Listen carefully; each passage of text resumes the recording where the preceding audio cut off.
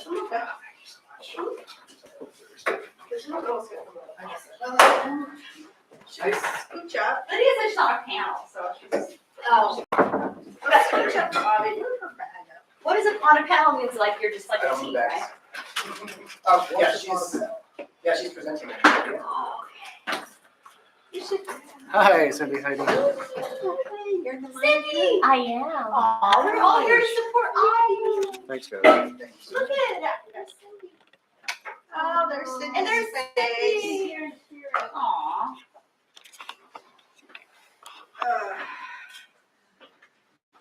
It's better be good. I'm gonna sit in traffic for staying this late.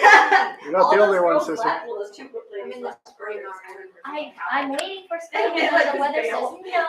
Let's snow for a bit. I forgot what city you're in. San Jose. Okay. Can we? At least you know the way. At least I did. There will be. Well, we don't know. Obviously, we're 5 o'clock traffic. He is. Whoa, geez, I'm on wheels everywhere. Bet you never got a compliment like that. Obviously, we're 5 o'clock. That was a big compliment. I won't even do my other job work during this. I don't believe you, but thank you. I won't even check my email. I answered a couple emails in the last one.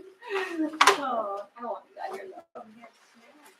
Oh my gosh, I broke into that snack bag in our last I one. just have to move. I'm trying to please The mint was really good. I love those. Nikki said it smelled good with my mint. Those are my favorite. Yeah, the one in the little white package. No, Or the chocolate Andy's mint. Oh, I had those. They were yummy. Yeah. I ate everything in this bag already.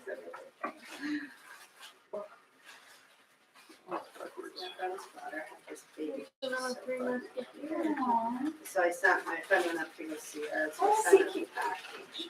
Oh, that's so sweet. I want to see Kiki's picture. Those are for later. What was it? Her name is Savannah. The baby's from Especially the Wisconsin. Yeah, he's reading the building. He's with us. Yeah. He claims this occasionally. I'm with them. Let's change the May sometime. There's a family You missed connection. the air quotes. I figured there Oh, was. look at her. This is where the party is. Yeah. Go to surf fun. That's her Oh mom. my gosh, so young. Just happy to be here. Oh, wow. I knew there was another. 20 anything is Sweet. like so young for me. She's adorable. She looks just like her mom. Oh, that's her outfit I sent her. Oh my god. She's really smart. She looks just like her mom. Oh. Yeah, she definitely has her eyes. She's so pretty. Hi, Nana. I'm sorry, I'm like stuffing my face with the snack bag. So yummy. She's really cute. Yeah, they have the exact same eyes. Okay. What do you think, Chief? Chief's here, you guys. What do you 3:53. need to do? We gotta get going, huh? I don't want to keep everyone too long. Thanks for coming. Hi, I'm Avi. This is my co-presenter, Cindy. She's very small. Cindy sadly got sick and couldn't join, but I think she's joining online. So thank you, Cindy. If you're there, you're here in spirit. Today, I just want to talk about just a few very simple subjects like removing barriers to education through distance learning, OER text. I should have put HighFlex in the title. It's in the presentation. That's not in the title. HighFlex ahead. Yeah. Okay. What happened in 2019? We were so innocent. Distance learning back then. Do you remember people telling you that they were taking online classes? What was your reaction back then? Oh, excuse me. Oh, must have been expensive. What's wrong with you? Exactly. Yeah, don't you want a real class? That's what virtual means, is almost real, right? Not real. In other words, not real. It's not a class. It's almost a class. And then what about people who got degrees online? Oh, you got your PhD from Phoenix or whatever it might be? You know? okay, you're not going to be my boss. I'm sorry. Right? That was the attitude. I don't think it's like that anymore. Anyway, so back then, there was very little adoption by adult schools, as you all know. And there were some by universities. Community colleges have led the way since the beginning. Let's just be real. They still do. All of the colleagues that I'm most jealous of teach for community colleges. I do as well, but not to the extent that they do. Anyways, yeah, it's very nice. So, anyways, when a pangolin and a bat love each other very much, we get mixed results. Which we learned from 2019. Great time to buy stock in Zoom. So we know what happened then. Emergency online learning, which all of our administrators were very happy about universally, beginning to end, right? And so were the teachers. Not just those closer to retirement, but those closer to grad school, right? I certainly did not want to do it. I thought it was going to be terrible. I was teaching French at Davis at the time. And I said, language teaching online? Are you serious? Nobody's going to participate. Nobody's going to learn anything. Everybody's going to cheat. This is going to be terrible. None of that stuff happened. And none of it happens now. So during the emergency, distance learning became the domain of 93% of students. That is from the US Census, I didn't just make that one up. So at that time, I was teaching at 2 adult schools and a university. One of the adult schools was very rural, very few staff, few students. We only had 2 ESL teachers. We were both very much part-time. And I was teaching also at Folsom Cordova Adult School, which is a medium size. My boss likes when I say that. It is, though. It's medium size. And so in my foreign language department, we had immediate full adoption. In fact, all across the university, there was immediate full adoption. Adult schools, too. We weren't going to lose, the steps that we'd taken that year, we weren't going to let go, any of us, right? So within about a week, we turned it around, didn't we? You remember what happened. We turned it around. Didn't want to do it. It was expensive. It was difficult. People were afraid of getting sick, and we did it. So, and again, the community colleges were pretty much already ready to do it. So we learned a few things from them. During emergency online learning at Folsom Cordova Middle School, our CASAS exams were all administered online. We don't do that anymore because it's very staff intensive, and we don't have tons of staff that can do that. All of us were probably exposed to a variety of solutions for this. For us, we had Cindy, actually. Just one reason I would have loved her presence. She did all of the online CASAS testing. She let me know we didn't have that too many people do so. We had more of the sort of drive-by CASAS kind of thing, which you might have experienced as well, and some other strategies like that. At the community college where I teach, we still do that. For all of my online courses, CASAS is uniquely administered online. They don't ever come to campus. Okay, what's our takeaway from 2020 aside from all the other things? One size fits some. Hashtag OSFS. That's going to come up. Not all students enjoy online learning, and we know not all teachers enjoy online teaching. What's more, not all teachers should be teaching online, right? You have to be a very dynamic presenter. There's a really funny, I didn't include this meme, but there's a great one about engaging students online. And just, it involves feather boas and lots of stuff like that. Just trying to get everyone's attention. And then the students are sitting there like Bernie, right, at the inauguration. So we had the same schism among the instructors. Engaging students online is not always easy. If you're not comfortable with black squares, you can't do this job, right? Because there are a lot of folks who, for different reasons, can't or won't activate a camera. So that makes a lot of people uncomfortable. But for folks who do this a lot, it doesn't. It doesn't make us uncomfortable. And I don't think, in my experience, that anyone is losing anything because they're not turning their camera on. Some of my most participating students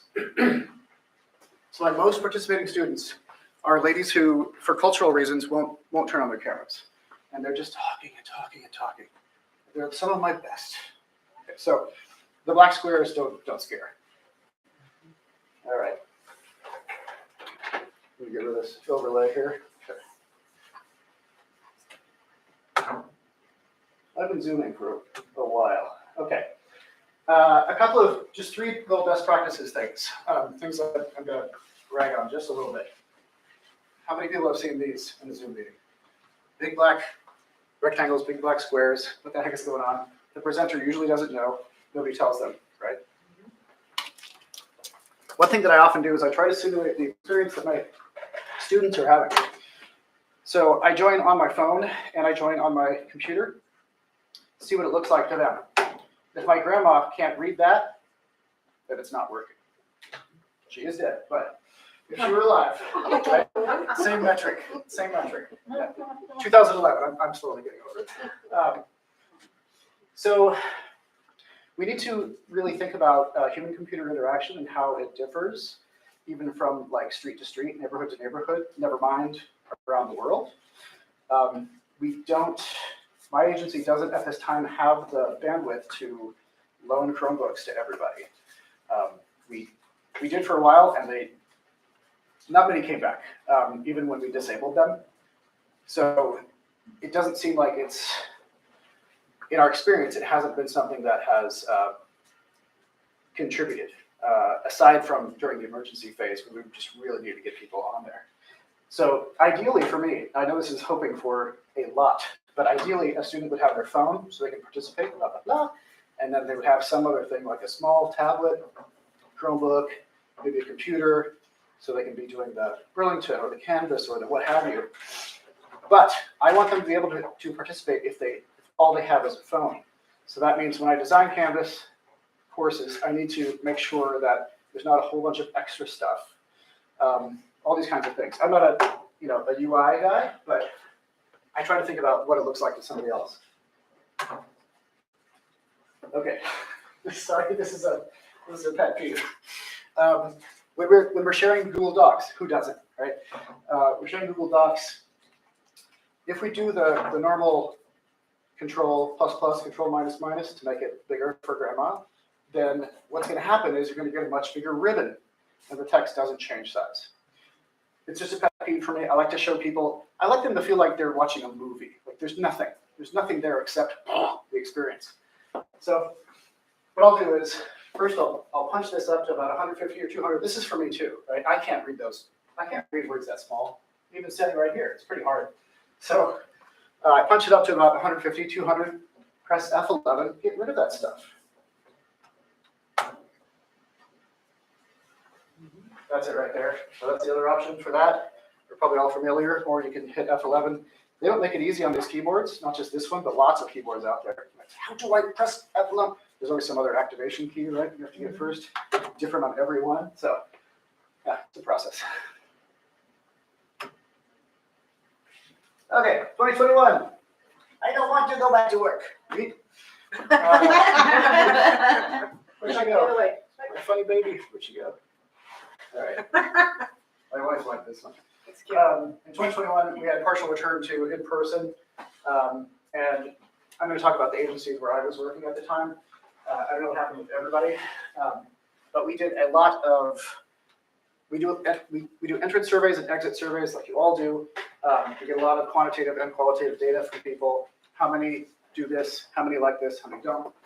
At our agency, we started doing process test administration in person again. It was the practical thing to do. And vaccine was widely available. People were taking it. Our distance learning program continued to the delight of some and the chagrin of others. Not everybody likes it, but that's what this whole presentation is about. One size fits some. You remember we heard about the Great Resignation around 2021? I'm not sure it's supported by data, but we all know that everybody has a friend who says, I'm not going back. I'm not going back. That was me. I went back. But that was my memory of working in industry and then working in a cube farm in education. Didn't want to do that again. But across agencies and institution types, there's broad variation. I'll tell you about 4 that I was working for at the time, compare their different strategies.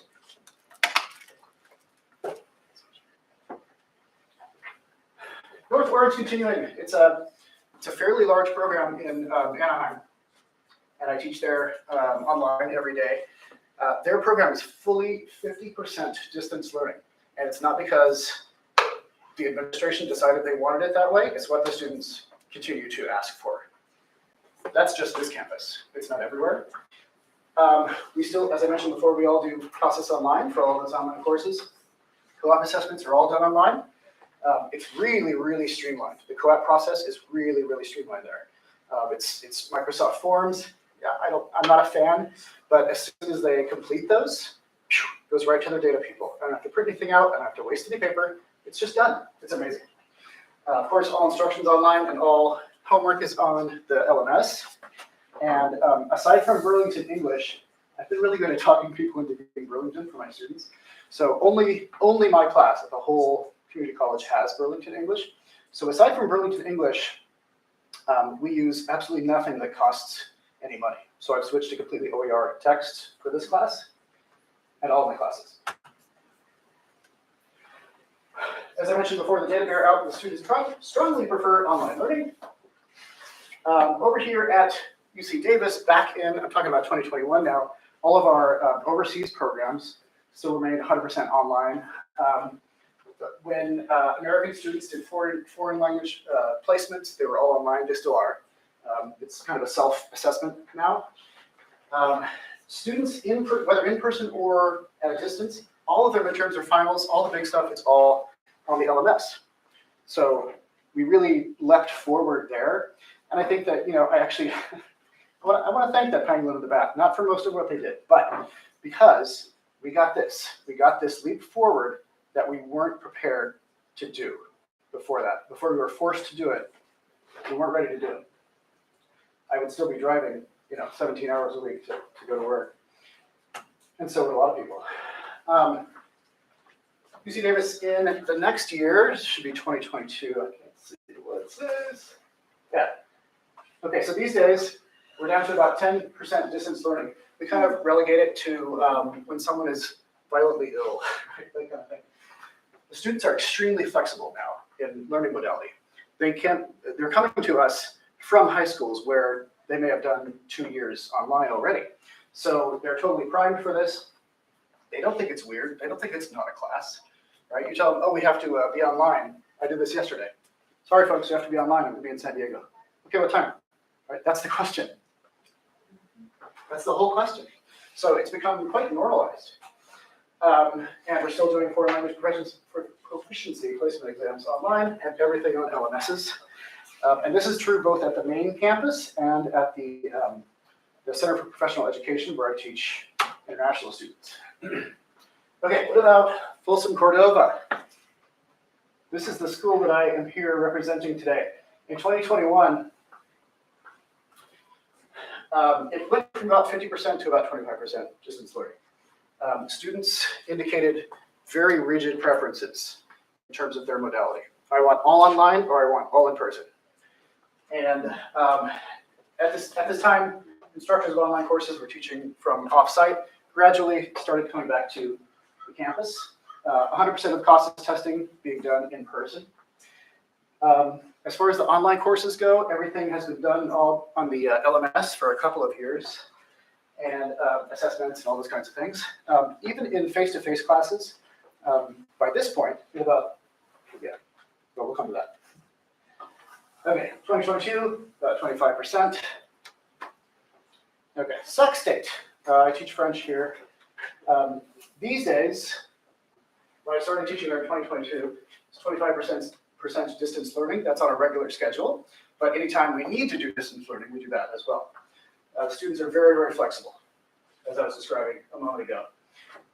People who are teaching online courses are teaching from on-site and off-site and in a hybrid manner. So the way our hybrid courses are set up there, it's just a computer on a podium with a camera facing the instructor and a camera facing the audience. It's pretty cool, but it's no owl, right? So it works, but it's not ideal. All course written assessments on the LMS are done on the LMS. And we've done a lot of work on Canvas this year, which I'll come to. Okay, 2022, you guys know what happened. We continue to return to in-person, but not 100%. Distance learning is normalized at all levels, kindergarten to grad school. Agencies and instructors figured out they needed to be very agile. We might have to jump into distance learning if there's a natural disaster, right? You guys know we had some very bad flooding in Northern California recently. So, and what about the next pandemic, right? I hear that from people sometimes. Or the next disaster, whatever happens, right? There are going to be cases where you're not going to want to be dragged for safety concerns. Okay, so process test administration in person continues apace, and our distance learning program is continuing at Folsom Cordova. We have begun adding hybrid courses. That's just a beta test that we're doing this year. Next year, we want to add high-flex courses. Okay, I'd like to talk about our paraeducator training program. This is one of our biggest CTE IET programs. Before the virus, it was taught in person. It was 3 or 4 times a week. Enrollment numbers were not astounding, and everything was done on sort of static PowerPoints with a mathematics focus. So probably just like your districts, we have a district level proficiency test that people need to pass before they can be, brought on as a paraeducator. It's never the math that people have problems with. It's always the English. So in our district. So being a language teacher, I rewrote this program and turned it into a heavily English-focused program with mathematics included. Back then, the supplemental stuff was just all flat PDFs, just really scans of like mimeographs or something really not easy on the eye. And we had 8 graduates per semester, which would render about 4 paras for our district at a time. 2020, boom. They asked me to take over the course. So I put it all online. In 2020, our enrollment numbers doubled. And then the next year, tripled. And now they've stayed steady since then. We do everything dynamically on our LMS, of course. It's a language arts focus with math. I use OER text for math. I'll tell you exactly which one later on. All of the supplemental stuff is dynamic. Everything in there, they interact with. So there's no, well, teacher, how can I study my math? I don't know. Go look at this piece of paper, right? There's none of that. Now we graduate about 25 per semester, which gives us about half that many paraeducators. Not everyone goes on to be a paraeducator in our district, but they usually do so somewhere. I also added a lot of asynchronous content. Can't see my gorgeous YouTube face. Okay. Oops. Keep doing that. Okay. Added asynchronous content. This is where I'm live streaming right now on my YouTube channel, which has 56 subscribers. So subscribe if you would. The training program is delivered 100% synchronously, but what if you're sick? What if you have to take your kid to blah, blah, blah, right? All these kinds of things. I want that to be available for folks. And they tell me that they really appreciate it. I thought that I'm always really self-conscious about lectures. You can see this one's 45 minutes long. And I think to myself, nobody wants to watch that. But that's not what they tell me. Yeah, this is the face that I imagine, right? When I post these things, I think, oh, it's just me talking. But consistently, these are the qualitative data we get. Good stuff. Okay, more about the PGP. From 2021 on, we started growing the course. It went from being a course to being a program. We have 2 courses now. You need to take both courses in order to graduate. It's 100% online, 100% synchronous. And I expanded the curriculum with OERs. So we started putting more human development content into the curriculum. The idea being that if our students graduate and become paraeducators and then take 6 units of human development, then they have the right, as you guys probably know, they have the right to become preschool teachers. So I want to really prime them for that. If they didn't have any background in cloud what? Okay. Cloud going by. if they didn't have your background in it to begin with, then it's a good way to prime them. We also want to bring community college courses onto our campus starting next year. Hope that's what's going to happen, and the students do as well. Right, added elementary algebra. I'll show you exactly which books those are. We brought on Keely. Keely is a professor of human development at Folsom Lake College. So she was a real win for us. And if the plan that I have described is carried out next year, she'll be the instructor for those courses. We added the IET VESL course. Ask me how to make lots of extra money for your district. This is it, honestly. Because teaching this course, we instruct the 70.2 co-op, which is the instructional assistant. And doing that alongside the IET course renders a lot of good stuff on the back end. Right, TDLS civics. We get tangible benefits. The students also get tangible benefits. Okay. Keep growing the program. Now it's I don't know. People keep telling me it's a big deal. I don't know if it is, but it continues. Now we are able to administer the ESSA compliant test at our office instead of having to send people to the district office. So that's been really helpful, I'm told by staff. And for those who don't pass and haven't taken our course, they're allowed to take it until they pass. It's kind of like a driver's license, though. You've got to wait 2 weeks before you can do it again. But usually what we say is, why do you take the course? You come take the course. It's only like 4.5 months long, and then take the test again. So that's an option as well for them. Okay, what have we learned? What have we learned to date? The first one is this barrier to education that we didn't know was there. It's kind of like proving a null. You don't know that something is not there in some cases. So the form of physical location in space, this was a problem for a lot of people. We didn't know that until 2020. 95% of our participants are moms who only have free time between X and Y. That's where the course falls. It's perfect for them. Or they've been moms for a very long time and they're looking for a change, something else to do. So, and then there are cultural considerations too. I am a male instructor. Not everybody wants a male instructor. So moving it online really removed this barrier, and yeah, couldn't be happier. Couldn't be happier. I mentioned before we do a lot of qualitative and quantitative analyses of what the students want, what they want from us. And overwhelmingly, they say, we want online.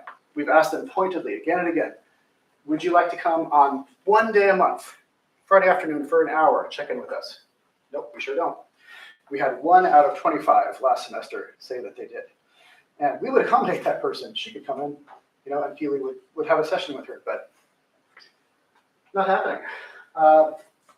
Yes, so remaining firmly online.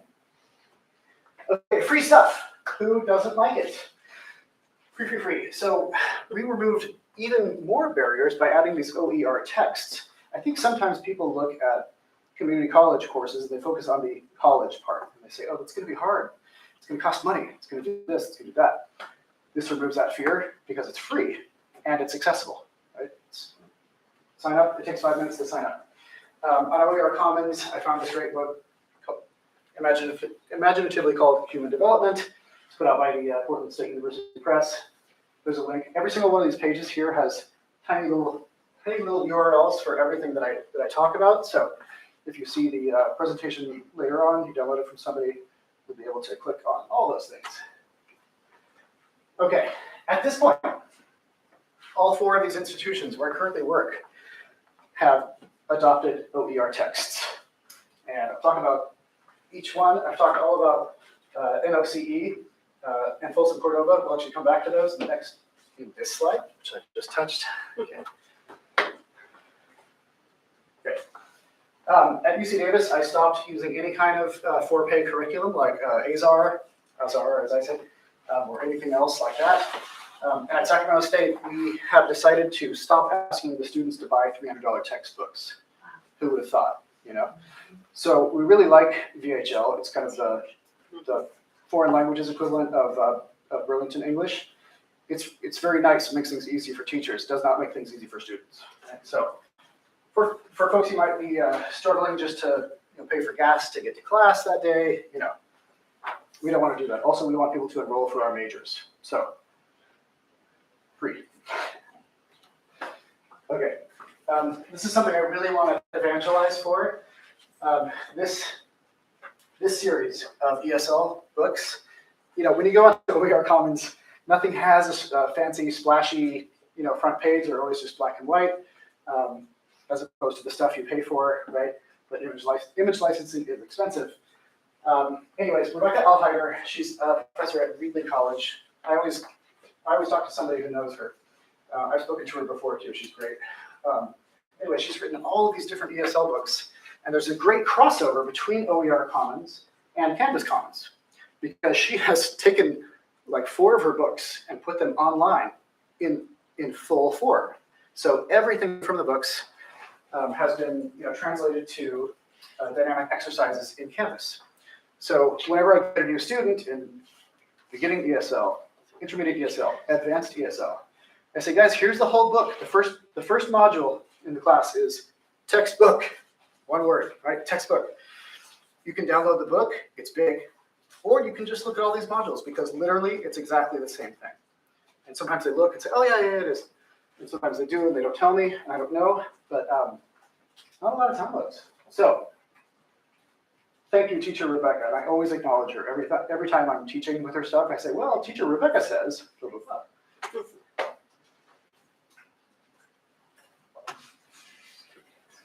Okay, what else? The Latin lesson today, buyer beware. Students succeed when we hold an in-person orientation. I'm talking about the paraeducative training program, but we want to do this for more of our offerings. This is something we didn't do for the first 4 semesters that I taught the class, and then Keely showed up, and it was kind of her idea. She said, why don't we do this? And you know what? We did it. So we had the folks come in before the class ever started. We showed them how to get on Zoom. We showed them how to get on Canvas. We showed them how to do this, do that. And you know what? I didn't spend a week with tech trouble the first week of class. So I personally had no desire to do any in-person training, but we did it, and we'll do it again, because it was such a come up. It was really nice. One size fits some, right? So I was a little rigid in my thinking. I thought, I don't want to do that on campus. Lots of folks are not vaccinated, but turns out masks prevent COVID, so I put one of those on. Okay, let's talk about our DLAC project. We're really excited about it. You guys know that HyFlex is kind of new in adult education. At Folsom Cordova, it's entirely new.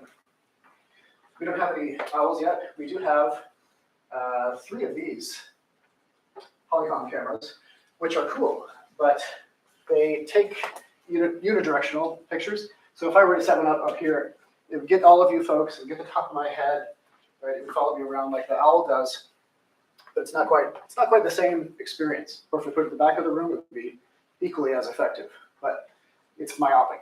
So currently, we're doing some sort of alpha and beta testing in terms of the hybrid courses.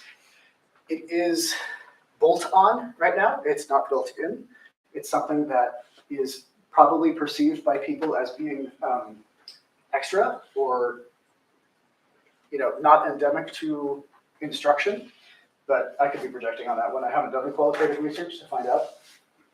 Anyways, our proposal is to implement HyFlex learning modalities in ABE, ASE, ESL, and in our Math Success Academy. We've got teachers identified for all of these. They're really, really good folks. Every time I go into their classrooms, it's just, wow, you are great. So those are the ones that we want doing this kind of thing, in my view. Okay, there's me teaching the unvaccinated with the Polycom camera, which is over here. Cindy took this photo. Thanks, Cindy. And just beta testing it just to see how people enjoyed it. And you know what? It's amazing. These guys are from an earlier class. They came to my earlier class and came to this class because that's it's extra learning, it's extra free stuff. Why wouldn't I want to do that? I don't have anything else to do today, right? So wonderful, wonderful, wonderful. And it's been working well, but since I'm, certain things are just, they're the domain of unions. I can't mount things on walls. I can't paint my classroom, right? I can't do stuff like that. So I can't take the polygon and mount it back here if I want to. Or I can't put it on top of the whiteboard if I want to. I want to, but I'm not going to do that because it's not, it's not germane. Our new modality, HiFlex, we assume that 100% online and 100% offline are also one-size-fits-some approaches, that they don't cover everyone. Some students can't do either, and some want to do both. So this may not be a revelation to you all, but to me it sort of was. Oh, hey, there's a middle ground. There's a middle ground there. And maybe there are many middle grounds, in fact. Here's our timeline. Next year, the 2023-2024 school year, our process is this. We have completed our DLAG project proposal. That's why I'm here today. Our principal has just finished the grant application. I think it's Measure H grant. I think that's what it was. That's done. We're waiting to hear back from that. And part of that grant is, of course, the OWLs. But right now, we're carrying out the Polycom camera beta testing. I should mention that we have those cameras in 2 other classrooms, and the teachers are trying them out as well. In March, we always do a needs assessment, so that'll happen as it does usually. It's coming up, and I personally need to get on that, actually. Pending the grant approval, we want to implement the usage of the OWLs in the first weeks of the next year. And then I'm going to have to do a lot of teacher training. August is going to be busy, you guys. I'm taking July off, so don't call me that. Just kidding. Yeah. And doesn't do it when I want it to. Okay. I did something wrong. There we go. Okay, so thank you for coming to my TED Talk. That was essentially everything in a nutshell. We hope to see you in Fremont next year and present on what we found in the first semester. For further language teaching adventures, please come find me on YouTube at Language Teacher 3266. They gave me that. I couldn't do anything about it. And also, you can check me out on academia and hire me to do something. I could create classes for your district, whoever you might be.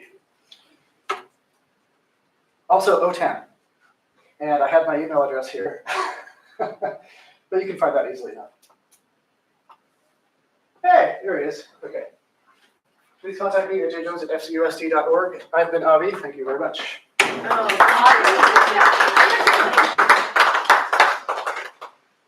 Okay, let's see what we've got. Ending stream.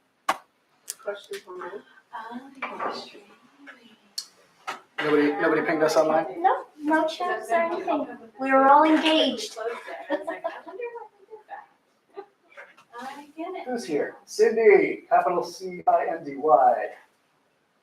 The boss. And me. Hi, Rhonda. Talk to us, Rhonda. Hey everybody, that was awesome, by the way.